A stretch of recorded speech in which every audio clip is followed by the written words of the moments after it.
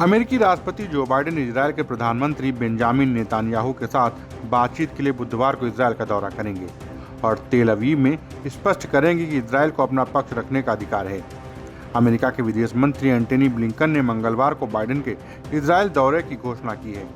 Netanyahu के साथ लंबी बातचीत के बाद एंटनी ब्लिंकन ने कहा कि राष्ट्रपति बाइडेन इजरायल के साथ एकजुटता की पुष्टि करेंगे, जिससे व्यापक रूप से गाजा में जमीनी हमले की उम्मीद की जा रही है।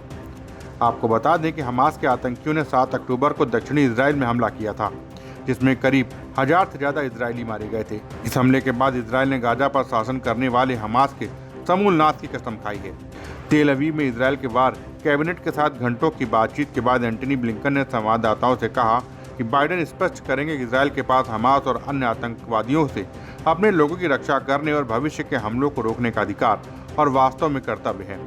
हालांकि इस बातचीत के दौरान अचानक सायरन बजने लगा और कुछ देर के लिए अमेरिकी विदेश मंत्री एंटनी ब्लिंकन को भी बंकर में शरण लेनी पड़ी।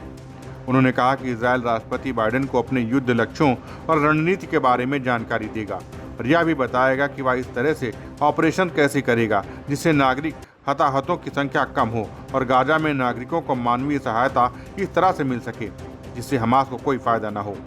ब्लिंकन ने कहा कि अमेरिका और इजरायल एक ऐसी योजना विकसित करने पर सहमत हुए हैं जो गाजा पट्टी में मदद पहुंचाने वाले देशों और बहुपक्षीय संगठनों से मानवीय सहायता को नागरिकों तक पहुंचाने में सक्षम बनाएगी। Bureau report, Dastak times.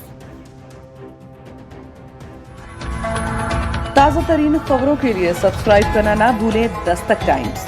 Bell icon दबाकर पाएं देश विदेश की लेटेस्ट खबरों की नोटिफिकेशन।